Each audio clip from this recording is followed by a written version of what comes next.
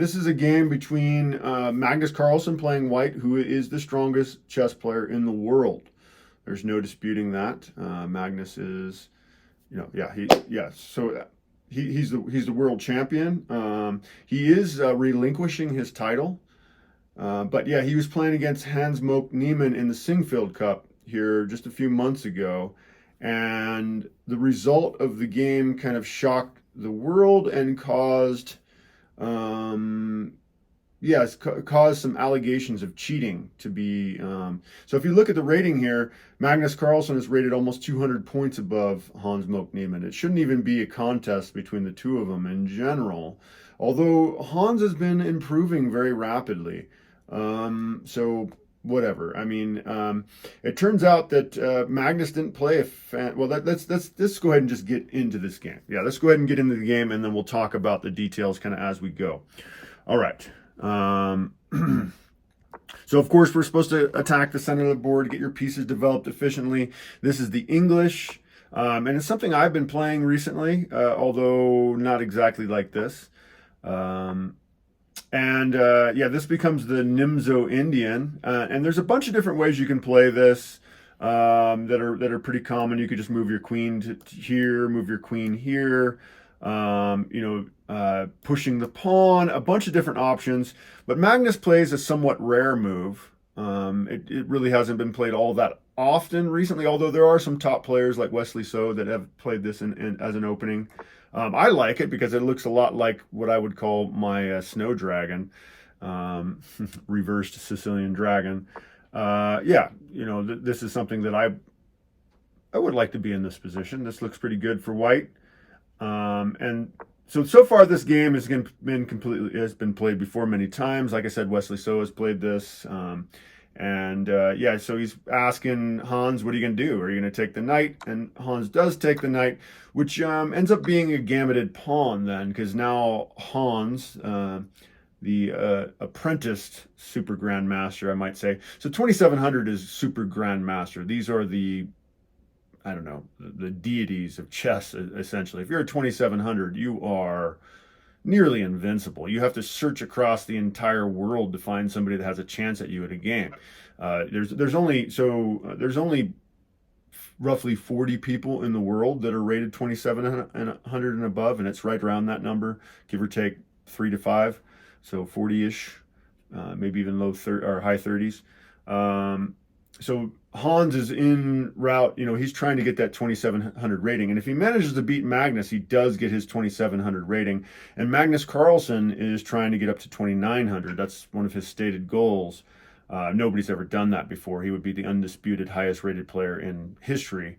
And Magnus is also on a tear. He's had like over 50 games in a row where he hasn't lost. So that's also approaching record. So Magnus has a lot tied on winning this game, and so does Hans. Okay, so I really like that this game is there's so much at stake here, so much at stake.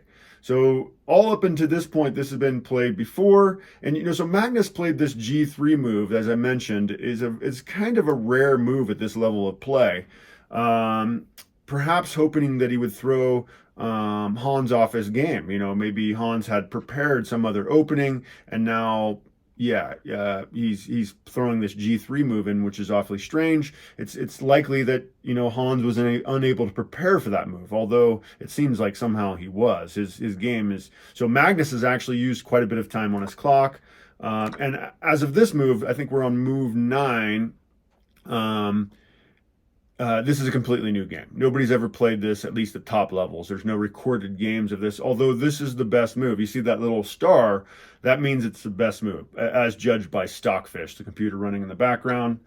And captures here. And actually, so this is definitely a decent move by Hans Moke. So people are saying that Hans cheated, okay? People are saying that Hans cheated in this game. So I'm kind of giving it away. He manages to beat Magnus Carlsen, and he's just not supposed to, basically. And so this move that he played isn't the best move. He should have actually captured the queen, and he would have had an advantage. He's up a pawn.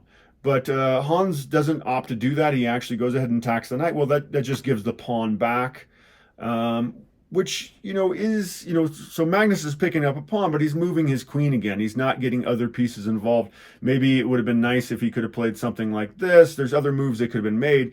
Picking up that pawn, he's kind of giving up his gambit. So he gambited a pawn to get some sort of advantage, and by taking the pawn back, he's also kind of giving up a tempo. He's giving up one of his moves here. So, okay.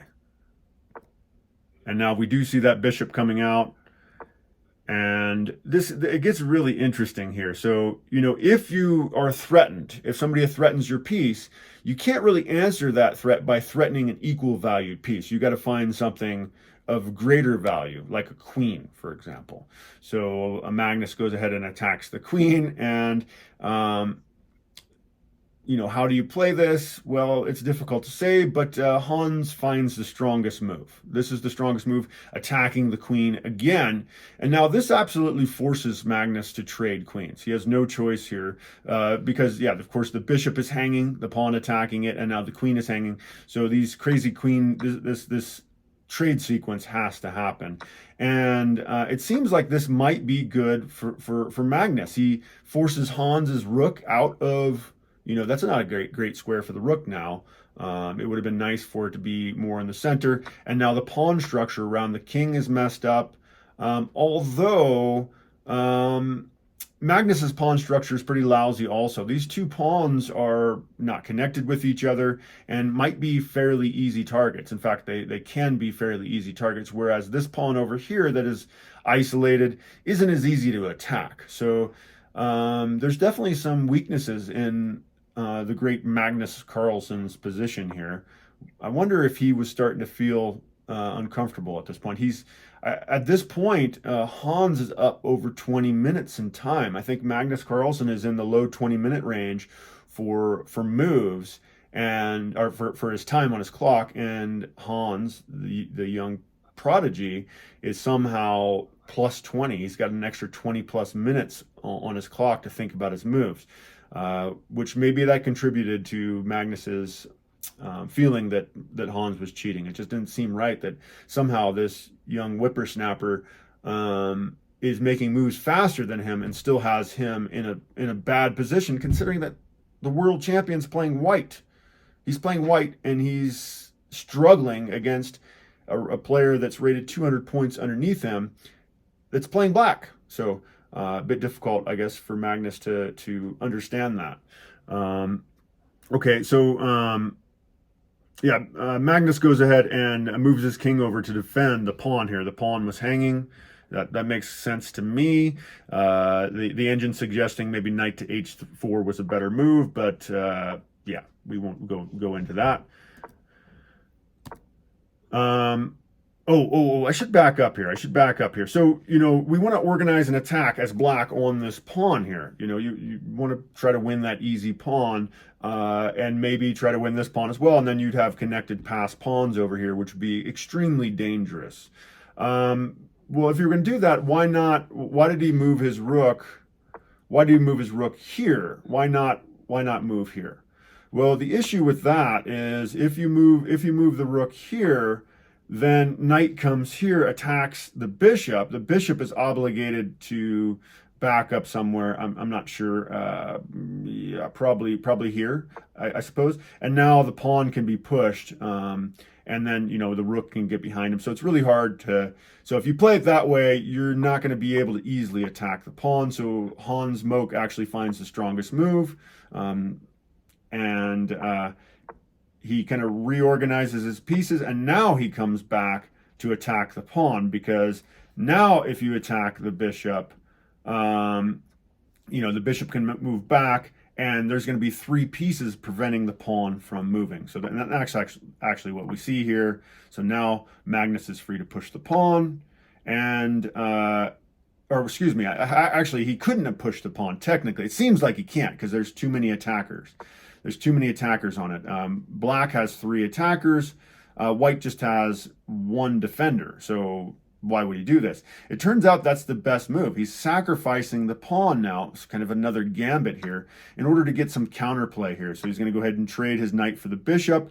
You know, bishops are generally better than knights in the endgame. You get an endgame that's going to be open like this one is. The bishop can attack two different targets on the different sides of the board. It could be defending something, preventing something from happening on far sides of the board, where the knight's really slow to hop across the board. So in an endgame, the bishop's certainly better. So Magnus, the world champion, loses a pawn here, but now he's got the bishop versus a knight, which that can be some advantage. And it also activates his rook. It gets his rook into the game.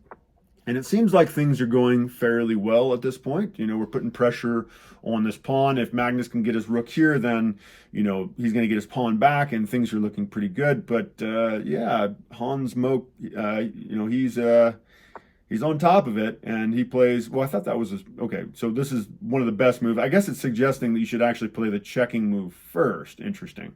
And then play this move. But this is a solid move nonetheless.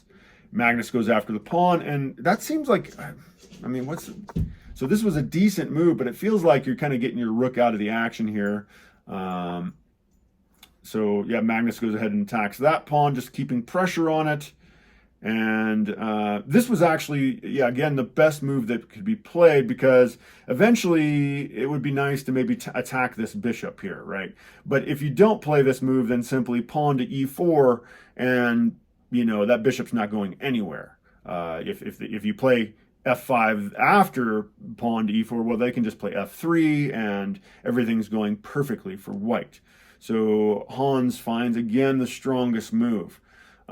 Which, okay, so this again, just the fact that he's not using much time on his clock, and he's finding these brilliant, like, super strong moves, has led people to believe that he was cheating in this game. He's just not rated high enough to be playing moves like this so quickly, so obviously he's cheating.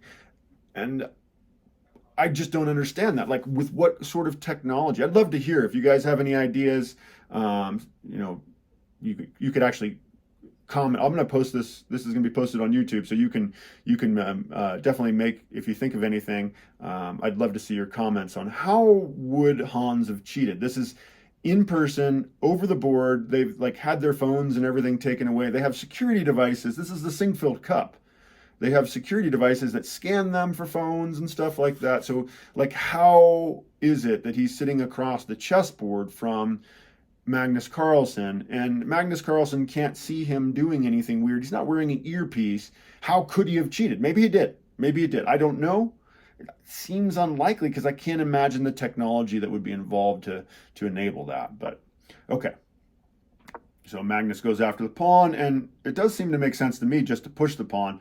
But the computer, that green arrow, suggesting that he should just go ahead and activate his king now. Okay, and yeah, this is a bit of a mistake here by Magnus. Probably better, as you see, just to go ahead and move the rook to d8. But Magnus is just trying to mix things up, I think. You know, if this pawn is captured, well, then the rook or the bishop could capture that pawn, and that might be interesting.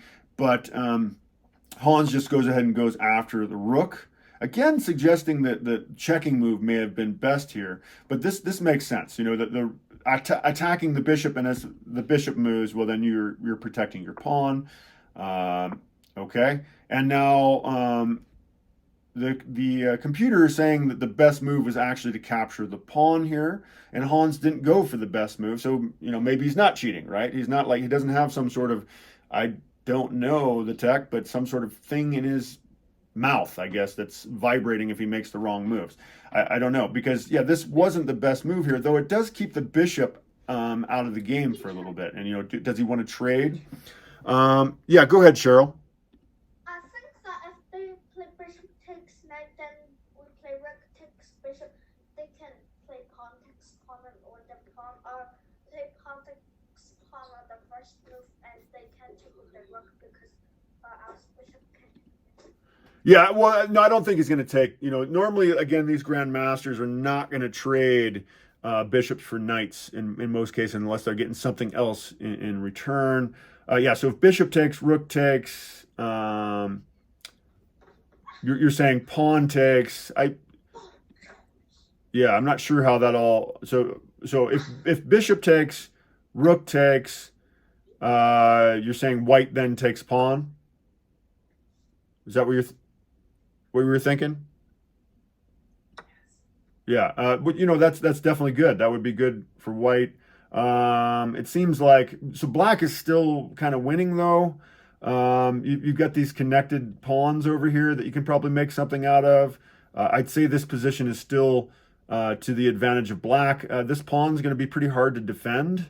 I think it's going to be hard to get this pawn somehow up there to defend it. I think it falls pretty easily. Anyway, let's continue with the game though. It doesn't actually, it's a relatively short, I'm considering this is a Singfield Cup. This is a short game. This is like almost a miniature. So saying that this is a blunder, he should have actually just captured the knight. But as we saw, it actually doesn't work out all that well if you do capture the knight. Technically, Magnus would still be losing. So he's just trying to get his pawn was hanging. The knight was threatening it. So he gets it out of the way. Hans attacks Magnus's rook, and the computer suggests that this is the best move, but this is so dangerous. This is very, very dangerous because of this move right here. And this, of course, this didn't happen in the game, but I think this is why Magnus didn't play this move. And now you can't take the knight, because if you do, you're toast. This is pretty crazy. Let's see if I assume they would block. Yeah, they would block. You capture, and now you're toast, right? You can't step to E1 because the pawn is guarding it, and they're going to get a new queen. And yeah, that's obviously not going to work. And there's a couple. Even if you don't take the knight, it's pretty scary. So Magnus did not play that move. He plays this move, which is definitely solid. Magnus is losing. But this is one of the best moves he could play in the position. And now Hans doesn't play the strongest move again. The computer's saying that's an inaccuracy. He should go ahead and play this. So was he cheating? Again, I would love to hear how he could have possibly cheated. I don't think he cheated, because how? How could he have? This is being played, two people over top of a chessboard right across from each other with press and everything all over the place. Like, how? Can't imagine how he could have. Okay, Magnus finding the strongest move in position. Now that crazy move is played. It's a little bit different circumstance, though. Magnus must capture, otherwise, yeah, checkmate. So, and now we almost have like an Anastasia's mate threat coming now, right? So, Anastasia's mate a lot of times on the edge of the board, but the knight guarding those two squares, this is threatening mate. So, of course, the king must run, and does. And yeah, just attacking the bishop, attacking the pawn at the same time. You can't guard both. So Magnus hoping that he can get some discovered checks now. So if bishop, well, the thing is, unfortunately, rook captures is a checking move. If it wasn't, bishop coming back here or something like that, unleashing the discovered check would win the rook. But in this case, he's got to move, and the rook has got to move too, because again, you've got this loaded weapon of the discovered check lurking back here to watch out for. And so, yeah, the rook really should avoid the dark squares. Looks like they were thinking about going for a draw a little bit there, but now, Hans certainly doesn't want to draw. I'm sure he can smell blood at this point. He's certainly winning this position. So I say smell blood. So he's got a wounded grandmaster. Basically, Magnus, the world champion, is in trouble here. And so he definitely does not want to draw. I think Magnus would probably be happy to take a draw at this point. Okay, checks the king, driving him back. And again, kind of maybe setting up some sort of discovered check at some point. You check the king, maybe you win the rook, something like that. But of course, Hans is not going to, Oh, that's right. So the issue here is, so it seems like you could play this move here, but, okay. But yeah, in this case, the knight's defending.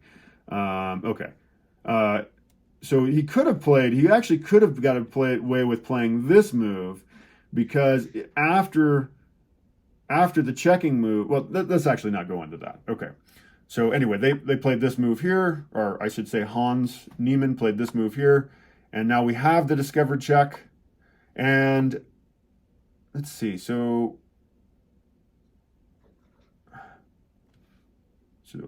the rook is hanging here. He moves here. So why?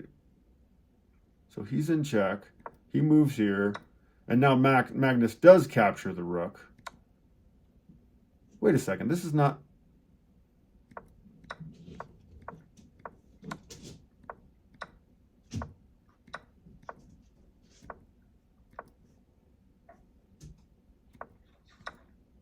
Okay. I gotta back up. Sorry about that.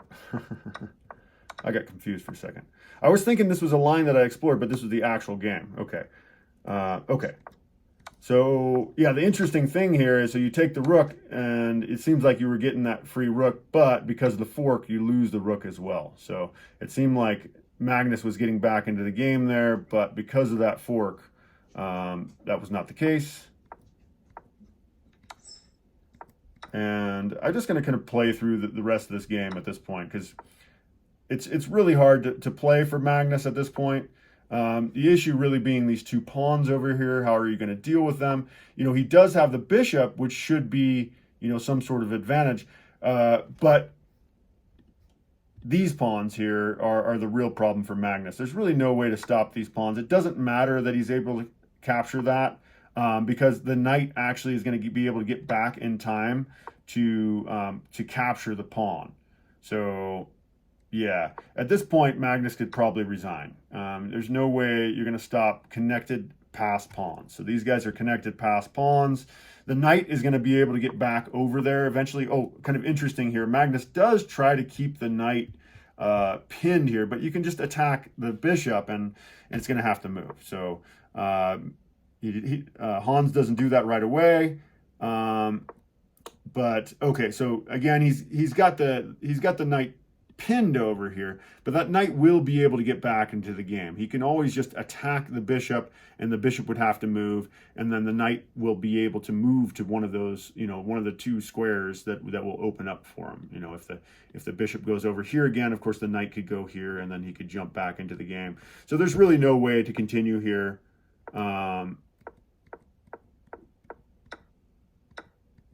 And that's not the way the game went down, though. Okay, we need to get back to the actual game. Okay, and somehow I got off the actual game. Go all the way to the back, and then yeah. So it was actually in this position that Magnus Carlsen resigned the game, and then he just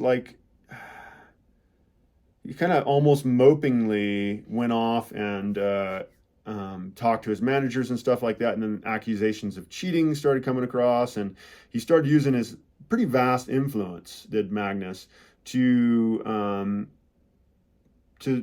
kind of tarnish Hans Moke Niemann's name. Hans was then not allowed to go to a bunch of different chess tournaments. He was knocked out, because basically it came out that he was essentially being accused of cheating. So all the major chess tournaments and stuff like that would not allow him to come. He wasn't allowed to play any online chess on chess.com anymore, which was part of his livelihood. And he started being ridiculed and all kinds of stuff over a spectacular performance. This game was incredible. I mean, yeah. I don't see how you can, unless you have some sort of evidence other than that he played a fantastic game. How do you call this cheating? Let's hear from Cheryl. Go ahead, Cheryl. So, did he really cheat? I don't know. I would love to hear any kind of speculation on to how he could have cheated. I don't understand how he could have cheated. It's not fair.